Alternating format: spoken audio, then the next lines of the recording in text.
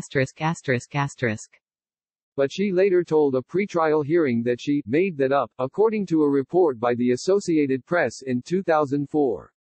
"I told y'all what you wanted to hear," she said. Woods's attorneys argued in an appeal that police had threatened to charge her with parole violations if she didn't testify against him, the appeal reported. Ferraino wrote in a clemency petition that nearly all witnesses for the prosecution and defense were inconsistent in their testimony. The petition said that Collins had testified at Woods's trial in October 2005 that Woods told the officers that, "If you come in here, we'll you up," but never mentioned that comment in two police statements, including one on the day of the shooting, or in two sworn testimonies during Spencer's trial, which had taken place just months before. Ferraino wrote in a summary of her research that the change in testimony was one of the most pivotal aspects of Nathaniel's conviction, because without that change in testimony, it would have been difficult to convict him of being an accomplice. In his testimony, Collins also said that Woods had come out of the home with his hands up and said to the officers, "I give up. I give up. Just don't spray me with that mace." The circumstantial evidence presented by the state to show complicity is inconsistent, at best, and tainted by witness and evidence tampering, at worst, the clemency petition added. The prosecution constructed and managed a narrative of guilt. There is no denying that Nate was not always a law-abiding citizen. He had a record, admitted to selling drugs, and disrespected the 4 white police officers. But he did not commit capital murder. Nevertheless, in a statement issued on Wednesday, Marshall insisted that Woods had never surrendered and his punishment is just. There is a last-minute movement afoot to save cop killer Nathaniel Woods from his just punishment, he said.